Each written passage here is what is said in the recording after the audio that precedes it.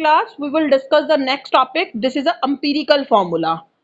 यहाँ पर हम बेटा दो फॉर्मूले और इसके न्यूमेरिकल दो टर्म है हमारे पास. One is a empirical formula, second one is the molecular formula. इन दोनों की क्या डेफिनेशंस है और इससे related numerical, how we can calculate the empirical formula, how we can calculate the molecular formula, उसके न्यूमेरिकल करेंगे. सबसे पहले आप देखोगे कि what do you mean by empirical formula. Empirical formula क्या होता है? Empirical formula of a compound. किसी भी कंपाउंड का एम्पिरिकल फॉर्मूला क्या है? उसका केमिकल फॉर्मूला है which express the simplest whole number ratio.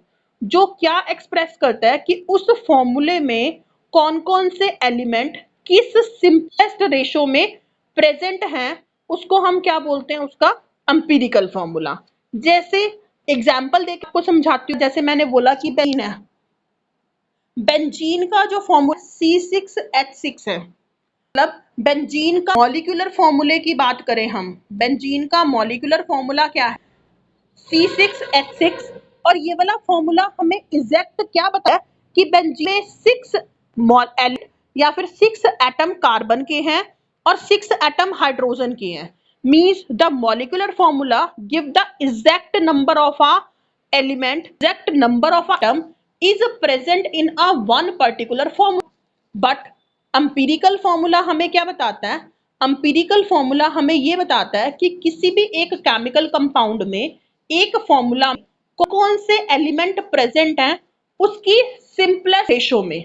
जैसे इस फॉर्मूले में अगर ये मॉलिक्यूलर है तो इसका empirical फॉर्मूला कैसे बना कि हमें empirical फॉर्मूला बताता है कि एक फॉर्मूले कौन कौन से एलिमेंट है. अगर हम इसको देखें तो कौन कौन से एलिमेंट? कार्बन और एक हाइड्रोजन. मॉलिक्यूलर फॉर्मूले में कार्बन का 6 नंबर है, हाइड्रोजन का 6 नंबर है. और अगर हम इनकी सिंपलेस्ट रेशो निकालें तो सिंपलेस्ट रेशो दोनों ही 6 के टेबल में आते हैं. तो सिंपलेस्ट रेशो इज 1:1. तो इस एम्पिरिकल फॉर्मूले में वो क्या कहेंगे कि कार्बन भी एक बार है, हाइड्रोजन भी एक बार है. तो एम्पिरिकल फॉर्मूला बेंजीन का बना CH. मींस एम्पिरिकल फॉर्मूला एक ऐसा फॉर्म है हमें बताता है एक पर्टिकुलर कंपाउंड में कौन से एटम प्रेजेंट है सिंपलेस्ट होल रेशो में. जबकि मॉलिक्यूलर फॉर्मूला हमें क्या बताता है कि एक पर्टिकुलर केमिकल फॉर्मूला जो वो एलिमेंट है वो अपने एग्जैक्ट इस नंबर में, इस रेशो में प्रेजेंट है, उसको हम क्या बोलते हैं? Molecular formula. फॉर एग्जांपल देखो, जैसे मैंने बोला हमारे पास ग्लूकोज, ग्लूकोज का मॉलिक्यूलर फॉर्मूला क्या है बेटा? C6H12O6. This is a molecular formula. और ये फॉर्मूला ये बताता है कि 6 कार्बन के एटम है, 12 हाइड्रोजन के एटम है, 6 ऑक्सीजन के एटम है. अगर हम इस एम्पिरिकल फॉर्मूला की करें, एम्पिरिकल फॉर्म में सबसे पहले हम देखेंगे कौन कौन से हैं, कार्बन, हाइड्रोजन एंड ऑक्सीजन. अब इन सिंपलेस्ट रेशो मॉलिक्यूलर फॉर्मूला से इनके नंबर पिक करें, 6, 12. अगर रेशो निकाले सिंपलेस्ट रेशो तो सिंपल रेशो ये सारे 2 के टेबल में, 2 3 जा 6, 6 जा 12, 3 जा 6. और सिंपलेस्ट करना चाहे और सिंपल कर सकते हैं, 3 टेबल में आते हैं, 3 1 जा 3, 2 जा 6, 3 1 जा 3. तो इनकी सिंपलेस्ट रेशो क्या? 1:2:1. यानी कि एम्पिरिकल फॉर्मूला क्या बना? C1H2O1. एम्पिरिकल फॉर्मूला ने ये बताया कि कार्बन, हाइड्रोजन, ऑक्सीजन इस रेशो में प्रेजेंट है 1:2:1 में. अगर हम इस रेशो को 6 से मल्टीप्लाई करें, हम इस रेशो को 6 से मल्टीप्लाई कर दें तो वो 12 से क्या बन जाएगी? वही रेशो. ये 6 बन जाएगा, ये 12 बन जाएगा, ये 6 आएगा. और इस रेशो में अपने मॉलिक्यूलर फॉर्म में प्रेजेंट हैं. क्लियर है बेटा? सी here the example are written. The empirical formula of benzene is CH and the empirical formula of hydrogen peroxide is SO. जैसे मैंने यहाँ पर एग्जाम्पल के फॉर्म में आपको बताया है. Molecular formula of benzene is C6H6. Element कौन कौन से हैं? Carbon and hydrogen. नंबर क्या है मॉलिक्यूलर में? 6 और 6. सिंपलेस्ट रेशो क्या? रेशो 1. एम्पिरिकल फॉर्मूला क्या बन गया? CH. ऐसी सेम जैसे मैंने आपको अभी समझाया है, ग्लूकोज का एम्पिरिकल फॉर्मूला क्या बना? C2O. With that the next term is a molecular formula. Molecular formula क्या है? Molecular formula of a compound is the chemical formula which represent the true formula. जो उसका हमें ट्रू फॉर्मूला बताता है मॉलिक्यूल का, जो क्या एक्सप्रेस करता है उसका एक्चुअल नंबर, कि एटम के कितने एक्चुअल नंबर हैं वेरियस एलिमेंट के एक पर्टिकुलर फॉर्मूला में. जैसे मॉलिक्यूलर फॉर्मूला क्या है? बेंजीन का 6H6, हाइड्रोजन पेरोक्साइड का 2O2. अगर देखो एम्पिरिकल फॉर्मूला इसका मैंने यहाँ पर HO मेंशन है, 2 है ना बेटा, दोनों की रेशो की 1:1। एम्पिरिकल फॉर्मूला क्या बन जाएगा, HO। से ही ग्लूकोज का C6H6, तो एम्पिरिकल फॉर्मूला क्या बन, CH2O। With these two definition हमारे पास नेक्स्ट क्या है term, relation between empirical and molecular formula. अब क्या रिलेशन है एम्पिरिकल और मॉलिक्यूलर फॉर्मूला के बीच में, जैसे मैंने देखो आपको यहाँ पर एग्जांपल देके बताया बेटा कि this is a empirical formula ratio, this is a empirical formula ratio. अगर हमने उसको एक n नंबर किसी भी नंबर से मल्टीप्लाई कर दिया तो it molecular, in case of a glucose हमारे पास जो रेशो थी 1:1, मैंने 6 से अप्लाई करा तो ये क्या बन गई 6:12:6। तो इस फॉर्मूले में ये क्या है, मॉलिक्यूलर फॉर्मूला, जबकि इस रेशो में था ये एम्पिरिकल फॉर्मूला। एम्पिरिकल फॉर्मूले को हमने 6 से मल्टीप्लाई किया तो it becomes a molecular formula. यहीं से ही इसका रिलेशन आया कि मॉलिक्यूलर फॉर्मूला कैसे बनता है, जब हम एक एम्पिरिकल फॉर्म को किसी नंबर से मल्टीप्लाई कर देते हैं। एन कोई भी इंटीजर हो सकता है, 2 3 4 5 एनी इंटीजर, तो हमारे पास है मॉलिक्यूलर का। अगर हमने यहाँ से एक वैल्यू निकालनी है बेटा, हम एम्पिरिकल फॉर्मूला दूसरी साइड जाएंगे, हमारे पास एक फॉर्मूला बन जाएगा molecular form divided by empirical formula. Clear है बेटा। अगर क्वेश्चन में मॉलिक्यूलर मास या फिर हम अगर फॉर्मूले की हमने मास की टर्म में बताना है तो हम कहते हैं कि क्या है, molecular mass divided by empirical formula mass. अगर क्वेश्चन में हमारे पास कहीं, ये मैंने आपको पहले भी बताया था जब हम एप्लीकेशन ऑफ एवोगैड्रो लॉ करी थी, कि अगर क्वेश्चन वेपर डेंसिटी गिवन होती है तो हम 2 से मल्टीप्लाई कर देते हैं तो it becomes a molecular mass. Is that clear? याद आया कुछ? ये क्या हुआ पहले बेटा। Now, next is the numerical portion. How we can calculate the empirical formula. और empirical formula को कैसे करते हैं, इसके लिए आपको number of steps बताए हुए हैं, but steps करने के बजाय मैं आपको example की help से सिखा देती हूँ कि क्या आप इसको solve कर सकते हो। वाले जो example है, the PDF file, you can read the points, ये points वही हैं जो मैं आप empirical की help से बताऊंगी। See बेटा, how to calculate the empirical formula numericals. This is a question. An inorganic salt gave following percentage. Question में हाँ percentage given है 29.11, सल्फर 40.51 और ऑक्सीजन 30.38। सबसे पॉइंट अपने माइंड रखना है, तीन ऐड दिए हैं सोडियम सल्फेट ऑक्सीजन। जितने अगर 3 दिए हैं, 5 दिए हैं या 2 भी एलिमेंट दिए हैं, उन सब की परसेंटेज को ऐड करके अगर आप देखोगे तो वो हमेशा 100 ही आए। कई वो ऐसे रखते थे इस क्वेश्चन को कि एक ऑर्गेनिक है इसमें सोडियम सल्फर ऑक्सीजन है, आपके पास सोडियम और सल्फर की परसेंट दी हो, ऑक्सीजन नहीं दी हो, तो ऑक्सीजन परसेंटेज अगर हम देखो 40 यानी कि 40 और 30 ऑलमोस्ट होगा कि 70, तो मतलब 30% आपके पास है। तो वो देते हैं स्टेटमेंट को, inorganic salt having a element sodium and sulphur having this percentage and rest oxygen. अगर ऑक्सीजन की परसेंटेज नहीं दी होती उसको कैसे कैलकुलेट, इन दोनों ऐड कर 100 माइनस कर, तो वो ऑक्सीजन परसेंटेज निकल। अगर आपको देखो बेटा 40 30 70 और ये भी ऑलमोस्ट 30 है, तो 70 और 30 हो गया 100, दोनों को ऐड करके आ गई ऑलमोस्ट 100% होगा। चार वैल्यूज दी होंगी ना, चारों उनसे भी परसेंटेज होगी, अगर आप उनको करोगे तो वो 100 के इक्वल हो। Is that clear? अब कैसे सॉल्व करोगे, आपने उसके लिए ऐसे टेबल बनाना है। टेबल में जो हेडिंग लिखोगे बेटा वो एलिमेंट, जोन जोन से एलिमेंट के नाम क्वेश्चन में गिवन है। सोडियम गिवन है, I am writing a sodium. Sulphur given है, I am writing a sulphur. Oxygen is given, I am writing a oxygen. जितनी परसेंटेज गिवन होगी वो लिखेंगे कितनी परसेंटेज गिवन है from the question. Sodium is 29.11, sulfur is 40.51 and the oxygen is 30.38। Third step में क्या लिखोगे, उन एलिमेंट के atomic mass. Atomic mass question में नहीं दिए होते, कई बार ये क्वेश्चन में दिए भी होते हैं। अगर ये क्वेश्चन में नहीं दिए होते तो ये आपको अपने आप लर्न होगा, आपने लर्न कर भी रखे होंगे, जैसे हाइड्रोजन का 1, हीलियम का 4, लिथियम का 7, बेरिलियम का 9, आपके पास बोरोन का 11 एटॉमिक मास होता है। लर्न है ना ये एटॉमिक मास, आपने किए हुए ना बेटा। हाँ 20 तक लर्न है, 20 के अलावा अगर कोई भी एलिमेंट होगा तो क्वेश्चन में उसका मास गिवन होगा। 20 तक के एलिमेंट मोस्ट प्रोबेबली जो एलिमेंट यूज करते हैं, hydrogen, oxygen, sodium, sulphur use करते हैं हम ज्यादातर, कार्बन यूज करते हैं, हाइड्रोजन यूज करते हैं, इनके मास हमें पता होते हैं। अगर 20 से ज्यादा, 20 एटॉमिक नंबर से ज्यादा कोई भी एलिमेंट गिवन होगा तो उसका क्वेश्चन में मास गिवन होगा, हम वहां से देख के लिख सकते हैं। Is that clear? Now the next term is calculate the number of moles. You know the how to calculate the number of moles? Given mass divided by molecular mass. जितनी परसेंटेज गिवन होगी ये इसका given mass ही होगा। तो इस मास को इसके atomic mass से डिवाइड करोगे, जैसे मैंने यहाँ पे 29.11 है, इसको इसके एटॉमिक मास 23 से डिवाइड करा तो क्या आ गया 1.266। इसको इससे डिवाइड किया तो क्या आ गया 1.266। 30.38 को 16 से डिवाइड करा तो क्या आ गया 1.897। हो जाएगा ये वाला स्टेप, फोर्थ स्टेप भी। Now the fifth step is the simplest molar ratio. Simplest molar ratio कैसे कैलकुलेट करोगे बेटा?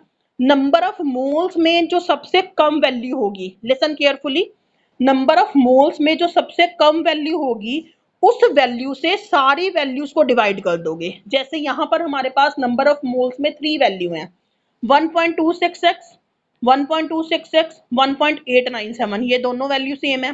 तो इनमें से छोटी वैल्यू कौन सी है? 1.266।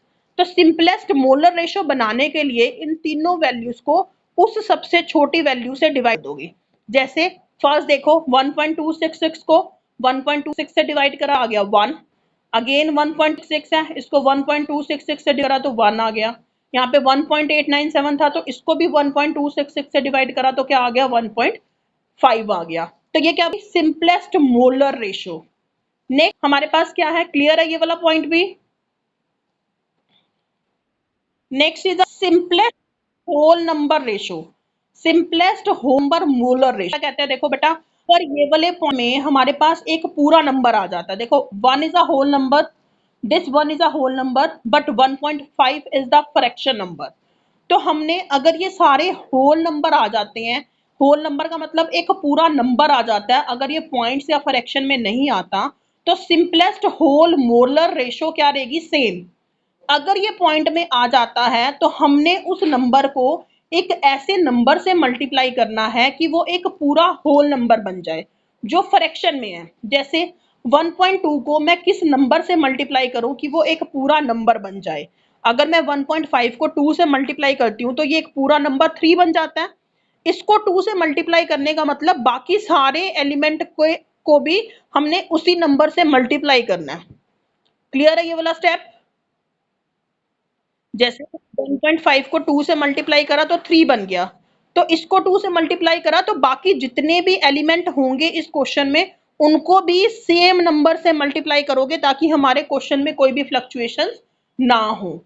जब हमारे पास सिंपलेस्ट होल नंबर रेशो आ जाएगी तो जो भी क्वेश्चन में एलिमेंट्स है, जैसे Na का क्या नंबर आ गया 2, सल्फर का क्या आ गया 2, ऑक्सीजन का क्या आ गया 3, तो वो एलिमेंट के नीचे उनके नंबर्स लिख दोगे तो ये क्या बन जाएगा, empirical formula.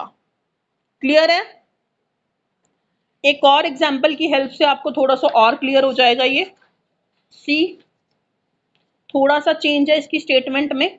A sample contain 84.82% of a uranium and rest of oxygen. देखो अब मैंने बोला कि उन्होंने कहा एक सैंपल है जिसमें यूरेनियम और ऑक्सीजन है। यूरेनियम की परसेंटेज गिवन है 84.82, बट ऑक्सीजन की परसेंटेज गिवन नहीं है, तो how you can calculate? Yes, yes, very good. From the 100 में से हम 84.82 को माइनस करेंगे तो we will get the percentage of oxygen, जो मैंने यहाँ पर करके भी दिखाई हुई है आपको। अब देखो इन अ क्वेश्चन आपके पास यूरेनियम गिवन है ना, we don't know the atomic mass of a uranium, but in question the atomic mass of the uranium is given, तो यहां से हम देख लेंगे। अब वैसे ही बनाएंगे, देखो first column for element uranium and oxygen, 2 elements are given. Percentage, percentage uranium की गिवन थी, ऑक्सीजन की हमने अपने आप निकाल दी उसको 100 में से माइनस करके। एटॉमिक मास यूरेनियम का गिवन था 238, ऑक्सीजन का भी गिवन है बट ऑक्सीजन का हमें पता होता है। Next step is the number of moles, इसको इससे डिवाइड करा तो ये आ गया। 15.18 को 16 से डिवाइड करा तो 0.94875 आ गया। नेक्स्ट स्टेप था सिंपलेस्ट रेशो। सिंपलेस्ट रेशो कैसे कैलकुलेट करते हैं? इन दोनों में से what is the small value, which one is the small value? Yes, 0.3562, very good. तो हम इन दोनों नंबर्स को किससे डिवाइड कर देंगे, स्मॉल वैल्यू से। 0.3562 0.94 को भी 0.35 से करेंगे तो इसको करेंगे तो it is equal to 1 and this one is equal to 2.66। Next last heading is the simplest whole molar ratio. अब हमने एक ऐसे नंबर से मल्टीप्लाई करना है कि वो क्या आ जाए, आपके पास एक पूरा नंबर बन जाए। देखो अगर हम यहीं पे 2.66 को 3 से मल्टीप्लाई करते हैं, 3 6 18 1 3 6 18 1 9 6 और 7 7.98। तो अगर आप इसको 2.66 को किसी भी नंबर से मल्टीप्लाई करते हो तो वो कभी भी एक एग्जैक्ट पूरा नंबर नहीं आता, बट 7.98 आया। तो in a significant figure round off में मैंने आपको बताया था कि अगर लास्ट डिजिट 5 से बड़ा होता है तो उससे पहले वाले डिजिट में एक ऐड कर देते हैं। तो इसको हमने नियरली इक्वल राउंड ऑफ करके क्या ले लिया, 8। Is it clear? यस। अब हमने इसको 3 से मल्टीप्लाई तो 8, तो इसको भी 3 से मल्टीप्लाई करना पड़ेगा, तो हमारा U3O8 बन जाएगा एम्पिरिकल फॉर्मूला।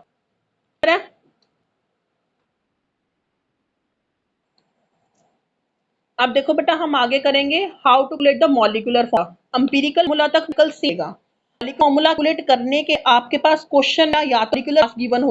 अगर आप कंपैरिजन करो इन दो स्टेटमेंट में तो यहाँ पर मॉलिक्यूलर मास गिवन ही है, बट मॉलिक्यूलर फॉर्मूला कैलकुलेट करने के आपके पास क्वेश्चन में मॉलिक्यूलर मास होगा या फिर पर डेंसिटी गिवन होगी। अगर क्वेश्चन में डेंसिटी गिवन है तो उसको 2 से मल्टीप्लाई कर दोगे तो वो मॉलिक्यूलर मास बन जाएगा। ठीक है, अब क्या स्टेप है, ये वाला परसेंटेज से निकल सॉल्व कर लोगे एम्पिरिकल फॉर्मूला तक, मैंने आपको अभी बताया सेम एज इट इज वैसे ही होंगे। उसके बाद जैसे एम्पिरिकल फॉर्मूला हमारे पास CH2Cl है फ्रॉम दिस स्टेटमेंट। उसके बाद हम क्या करते हैं, हमारे पास मॉलिक्यूलर फॉर्मूला के लिए नेक्स्ट स्टेप क्या रहता है, हमने इस फॉर्मूले से इसका मास कैलकुलेट करना है। एम्पिरिकल फॉर्मूला मास कैलकुलेट करना है। जैसे कार्बन का मास 12, हाइड्रोजन का 1 मल्टीप्लाई विद 2 प्लस क्लोरीन का 35.5, तो एम्पिरिकल फॉर्मूला मास क्या आ गया 49.5। अब मॉलिक्यूलर मास क्या है 98.96, ये क्वेश्चन में गिवन है, मैंने आपकी कन्वीनियंस के लिए यहाँ पे लिखा भी हुआ है। अगर क्वेश्चन में मॉलिक्यूलर मास नहीं गिवन, वेपर डेंसिटी गिवन होता, तब आप क्या करते, if the, yes yes very good, then the vapor density is multiplied with a 2, तो वो क्या बन जाता मॉलिक्यूलर मास। ये formula in the starting of this class मैंने आपको बताया था, n कैसे क्या फॉर्मूला है, molecular mass divided by empirical formula mass. Molecular mass question में गिवन था, एम्पिरिकल फॉर्मूला मास यहां से कैलकुलेट किया तो हमारे पास क्या आ गया, n आ गया 2। अब यू नो दिस फॉर्मूला, अगर हम एम्पिरिकल फॉर्मूला को n से मल्टीप्लाई कर दें तो हमारे पास क्या बन जाएगा मॉलिक्यूलर फॉर्मूला। एम्पिरिकल फॉर्मूला क्या था CH2Cl, n क्या आया 2, तो इसे मल्टीप्लाई करा तो हमारे पास क्या बन गया ये मॉलिक्यूलर फॉर्मूला। एम्पिरिकल फॉर्मूला वाले न्यूमेरिकल के बाद ये वाले 2-3 स्टेप है। फर्स्ट स्टेप क्या है, उसका मास कैलकुलेट करोगे एम्पिरिकल फॉर्मूला वाला मास, फिर आप n निकले, n का क्या फॉर्मूला है molecular mass divided by empirical formula mass. यहाँ से जो n निकल जाएगा एम्पिरिकल फॉर्मूला को उस n से मल्टीप्लाई करोगे तो क्या बन जाएगा मॉलिक्यूलर फॉर्मूला। क्लियर है? इसी के साथ साथ आपका how to calculate the molecular mass वाला टॉपिक भी फिनिश होता है।